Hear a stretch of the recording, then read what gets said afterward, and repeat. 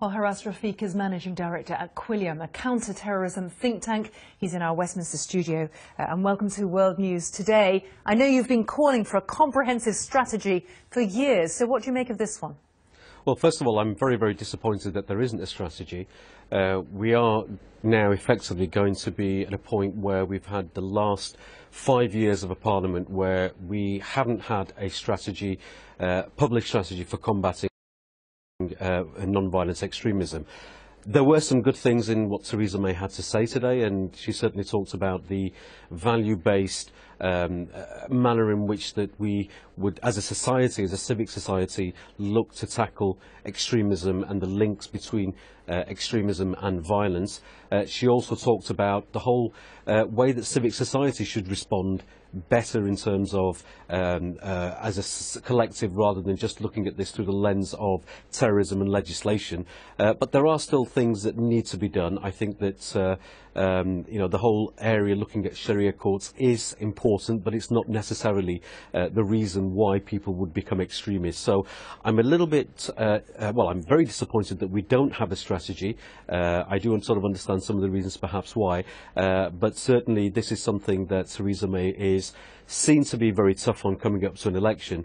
But I am very, very concerned that we have heard all of this rhetoric before, and this doesn't get lost, and the strategy doesn't get lost after the election. Yeah, it's a good distinction to make, isn't it, between this is her party offering, if you like. It's speaking as a Conservative minister rather than an agreed coalition government strategy. Let me ask you about a couple of the points, though. She suggests more groups might fall under banning orders and that there'll be no political asylum for extremists. Would this change very much about the way we operate now? Well, first of all, I don't know how she's going to operate that banning system. We've argued as Quilliam for a number of years now that groups such as Hizb ut-Tahrir, who both David Cameron and Tony Blair regard as extremist Islamist organisations and have both wanted to ban, but have been unable to ban them under a liberal secular democracy and the law, because we're not really operating in the space where we have thought police. So I don't know how she's going to operate that particular aspect of her policy. But I don't think that's necessarily the best way forward anyway. I think that as a society we need to challenge these ideas. We need to challenge the very core of the Islamist narrative that would divide us as a society, and also promote the values that we believe in. So I'm much more in favour, and Quilliam is much more favour of debating these people. But if people haven't broken the law, then rather than banning them, we as a society need to challenge them and take them on, in the same way that we would take on racism or even fascism in the past. That's something that we certainly, I think, need to do more of as a society, rather than just banning. Just briefly, if you can give us a somewhat bigger picture, is there anywhere else in Europe, among other EU states, for example, where you think there's a more effective strategy?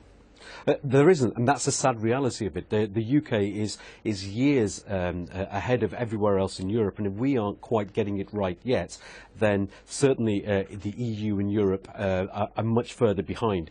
I think that in Europe, the mistakes that have been made and are still being made is that people are looking at the whole phenomenon through the lens of legislation.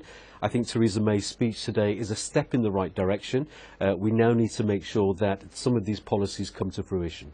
Haras Rafiq, thanks so much for joining us from Westminster.